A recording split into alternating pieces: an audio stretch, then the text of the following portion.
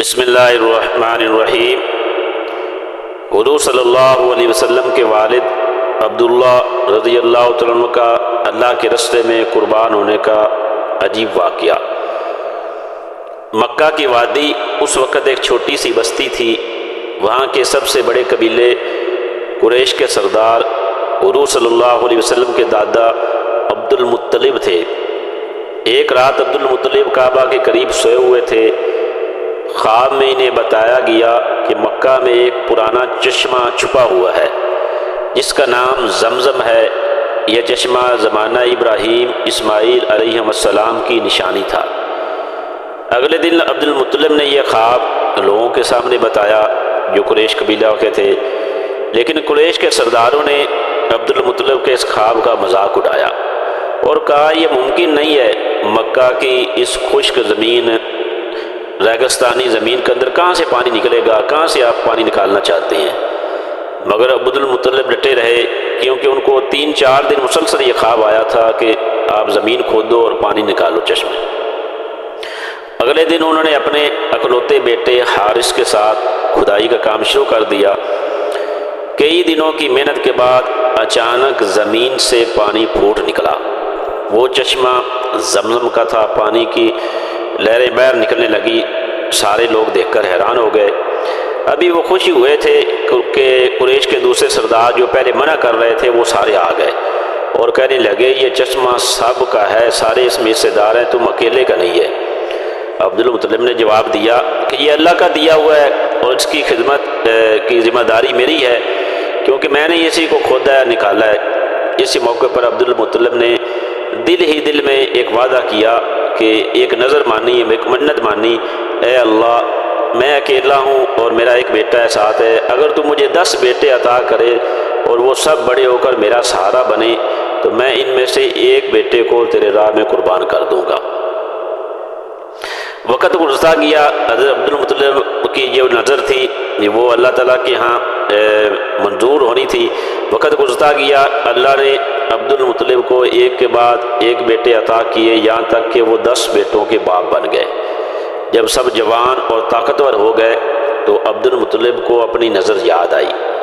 عبد المطلب کو یہ بھی خواب میں بتایا گیا کہ او فی نظر کا، اے عبد المطلب جو اللہ تعالیٰ سے آپ نے نظر مانی تھی، منت مانی تھی، اس کو پورا کرو۔ تو انہوں نے اپنے بیٹوں کو جمع کیا اور کہا میں نے اللہ سے وعدہ کیا تھا کہ اگر میرے 10 بیٹے ہوئے تو ان میں سے ایک کو قربان کروں گا۔ اب وہ وقت آ گیا ہے کہ اللہ نے مجھے 10 بیٹے دے دیے ہیں۔ تو سب بیٹوں کو اپنا یہ خواب ساری اور یہ ساری منت انہوں نے بتائی۔ تو بیٹوں ساروں نے وفاداری سے جواب دیا ابا جان ہم سب آپ کی نظر پر راضی ہیں، آپ جسے چاہیں اللہ کے لیے قربان کر سکتے ہیں۔ عبد المطلب نے فیصلہ کیا کہ قربانی کے لیے کس بیٹے کا انتخاب کرے، تو لہٰذا اس نے یہ فیصلہ کیا کہ قرعہ اندازی کے ذریعے سے فیصلہ کروں۔ قرعہ ڈالا گیا کہ اور سارے بیٹوں کے نام اس میں ڈالے گئے، جس کا نام نکلے گا اس کو اللہ تعالیٰ کے راستے میں قربان کر دوں گا۔ جب سارے بیٹوں کے نام کا قرعہ ڈالا گیا تو جب وہ قرعے کی پرچی کھولی گئی تو اس میں عبداللہ جو حضور صلی اللہ علیہ وسلم کے والد محترم ہیں ان کا نام نکل آیا۔ عبداللہ عبد المطلب کے بیٹوں میں سے سب سے زیادہ حسین، خوبصورت اور نیک نوجوان تھے۔ ان کے پیشانی میں ایک خاص نور چلکتا تھا، روشن تھا۔ عبد المطلب انہیں بہت چاہتے تھے، مگر چونکہ نظر پوری کرنی تھی تو وہ قربانی کے لیے تیار بھی ہو گئے کہ اب اس کو اللہ کے راستے میں قربان کرو۔ عبد المطلب نے عبداللہ کو کعبہ کے پاس لے گئے، خانہ کعبہ کے پاس، اور ان کو لٹا دیا۔ لیکن جیسے ہی لوگوں کو یہ خبر ہوئی سب دوڑ پڑے، قریش کے سردار، خاندان کے لوگ اور خاص طور پر عبداللہ کی بہنیں یعنی حضور صلی اللہ علیہ وسلم کو پھوپھیاں، وہ ساری چیخنے لگیں عبد المطلب یہ ظلم نہ کیجئے، عبداللہ کو قربان کرنا مکہ کے لوگوں کے لیے بہت بڑا صدمہ ہوگا، بڑا افسوس ہوگا، کوئی دوسرا راستہ نکال لیجئے۔ آخر کار عبد المطلب نے اپنے بیٹے کو لے کر ایک کاہنہ اس زمانے میں جو فال نکالتی تھی بتاتی تھی اس کے پاس گئے۔ اس نے مشورہ دیا کہ عبداللہ کے مقابلے میں 10 اونٹ رکھو، یعنی ایک پرچی میں 10 اونٹوں کا نام رکھو اور ایک پرچی میں عبداللہ کا نام رکھو، جس کا نکل آئے تو اس کو تم اللہ کے راستے میں قربان کر دینا۔ اگر قرعہ پھر بھی عبداللہ کے نام پر نکلے تو پھر اونٹوں کی تعداد تم بڑھا دینا، 20 کر دینا، یہاں تک کہ اونٹوں کا نام نکل آئے۔ اسی طرح آپ کے دادا عبد المطلب نے ایک پرچی میں 10 اونٹوں کے نام لکھے، 10 اونٹ لکھے، ایک پرچی میں عبداللہ کا نام رکھا، تو اس میں عبداللہ کا نام نکلا، پھر 10 بڑھاتے گئے یہاں تک کہ جب 100 اونٹ ہو گئے، اس وقت جب 100 اونٹوں کا نام لکھا اور ایک طرف عبداللہ کا، اس وقت اونٹوں کا نام نکل آیا۔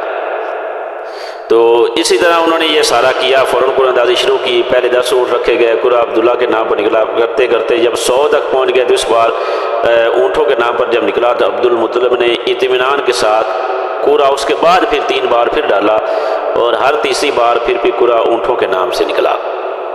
اب انہیں یقین ہو گیا کہ اللہ تعالیٰ نے عبداللہ کی جان بچا لی، اور اس کی جگہ 100 اونٹ فدیہ کے طور پر بن گئے اور انہوں نے اللہ کے راستے میں قربان کر دیے۔ قربان گوشت سارا مکہ کے غریبوں میں، یتیموں میں، مسافروں میں، حتیٰ کہ جانوروں تک میں سب میں تقسیم کر دیا، اور اللہ کے راستے میں سارا گوشت کو تقسیم کر کے قربان کیا۔ یوں ہمارے نبی حضرت محمد صلی اللہ علیہ وسلم کے والد عبداللہ کی جان بچ گئی۔ یہی حضرت عبداللہ بعد میں سیدہ آمنہ کے شوہر اور خاتم الانبیاء، محبوب کبریاء رسول اللہ صلی اللہ علیہ وسلم کے والد بنے۔ اس لیے نبی کریم صلی اللہ علیہ وسلم کو ابن الذبیحین کہا جاتا ہے، یعنی 2 ذبح کیا جانے والے جو والد تھے ان کے بیٹے کہا جاتا ہے۔ 2 کون سے تھے؟ ایک طرف حضرت اسماعیل علیہ السلام، جنہیں حضرت ابراہیم علیہ السلام نے اللہ کے حکم پر قربان کرنا چاہا تو اللہ پاک نے مینڈا بھیج دیا، تو حضور صلی اللہ علیہ وسلم کی نسل حضرت اسماعیل علیہ السلام سے چلتی ہے، اور دوسری طرف حضور صلی اللہ علیہ وسلم کے حقیقی والد عبداللہ، جنہیں عبد المطلب نے اپنی نظر کے مطابق قربان کرنا چاہا۔ دونوں بار اللہ تعالیٰ نے فدیہ عطا کیا اور یوں ان دونوں کی جانیں بچا لی، کیونکہ اللہ تعالیٰ نے اس سے حضور صلی اللہ علیہ وسلم کی نسل کو آگے چلانا تھا۔ تو اس واقعے سے ناظرین ہمیں یہ سبق ملتا ہے کہ اللہ سے وعدہ کیا ہوا جب انسان نظر مان لے تو اس کو پورا کرنا چاہیے۔ تو اصل قربانی انسان کی دل کی قربانی ہوتی ہے، جب اخلاص ہو تو اللہ تعالیٰ قربان پور کر لیتا ہے۔ اللہ تعالیٰ ہمیشہ اپنے محبوب اور پاکیزہ بندوں کی حفاظت فرماتا ہے۔ رسول اللہ صلی اللہ علیہ وسلم کی نسل کو اللہ تعالیٰ نے خاص طور پر محفوظ رکھا تاکہ نور